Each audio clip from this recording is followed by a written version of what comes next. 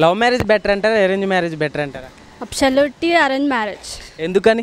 ఎందుకంటే love marriage అంటే ఇంట్లో నుండి బయటికి రావాలి, పేరెంట్స్ సపోర్ట్ ఉండదు. మెయిన్లీ పేరెంట్స్ సపోర్ట్ అయితే అసలుకే ఉండదు.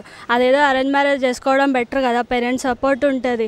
ఒకవేళ లవ్ మ్యారేజ్ అంటారా, ఒకవేళ వాళ్ళ దగ్గర ఏదో చిన్న చిన్న ఇష్యూస్ అయినా గొడవలు వచ్చేస్తాయి. తర్వాత పేరెంట్స్ సపోర్ట్ అయితే అస్సలుకే ఉండదు. వాడు కొడతాడు, అన్నీ ఎత్తాడు, అప్పుడు బయటికి రావాల్సి వస్తుంది. అప్పుడు ఎవరు ఉండరు బ్యాక్ బోన్గా. అదే అరేంజ్ మ్యారేజ్ అయితే వాడు కొట్టినా ఏం చేసినా వెనక బ్యాక్ బోన్ సపోర్ట్ అయితే ఫ్యామిలీ తరపున అయితే ఉంటుంది కదా. లవ్ మ్యారేజ్లో కూడా చాలా బెనిఫిట్స్ ఉన్నాయి అంటున్నారు కదా, అంటే ఇప్పుడు లవ్ మ్యారేజ్ చేసుకుని కట్నం ఇవ్వాల్సిన అవసరం ఉండదు, చక్కగా ఫ్రీగా చేసేసుకోవచ్చు. నేనైతే అసలు ఒప్పుకోను లవ్ మ్యారేజ్కి అయితే. అరేంజ్ మ్యారేజే బెటర్. పేరెంట్స్ని ఒప్పించుకొని పెళ్లి చేసుకోవడమే బెటర్. వాళ్ళు చూసిన సంబంధం వాళ్ళు ఎందుకు బెటర్గా చూస్ చేసుకోరు? పర్టికులర్గా ఇప్పుడు మనకు ఏదైనా కావాలంటే వాళ్ళు చూచి ఆలోచించి మరీ ఆలోచిస్తారు. ఒక వస్తువు కొనాలంటే తనకు పర్ఫెక్టా కాదా అని. అదే ఒక ఫ్యూచర్ హస్బెండ్ గురించి ఆ చిన్న మాత్రం ఆలోచించారా వాళ్ళు? That's my opinion.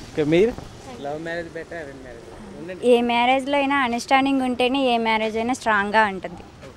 సో ఇప్పుడు ఈ మధ్య కాలంలో చాలా మంది డివోర్స్ వరకు వెళ్తున్నారు కదా చిన్న చిన్న విషయాలకి. సో దేనివల్ల అంటారు ఇదంతా? ప్రతి ఒక్క రిలేషన్లో అంటే గొడవలు, మాట పట్టింపులు అట్లా ఉంటాయి. అట్లా చిన్న చిన్న వాటికి విడిపోవడం అంటే కరెక్ట్ కాదు కదా.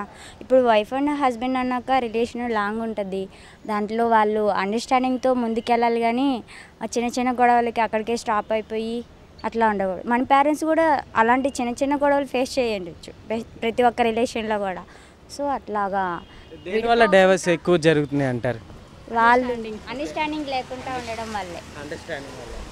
సో మీరు ఏం కోరుకుంటున్నారు, లవ్ మ్యారేజా ఆర్ అరేంజ్ మ్యారేజ్? పక్కా అరేంజ్ మ్యారేజే కోరుకుంటాను నేనైతే. So future husband qualities qualities అంటే ఏం లేవు, మా నాన్నని కొడుకులాగా చూసుకుంటే చాలు.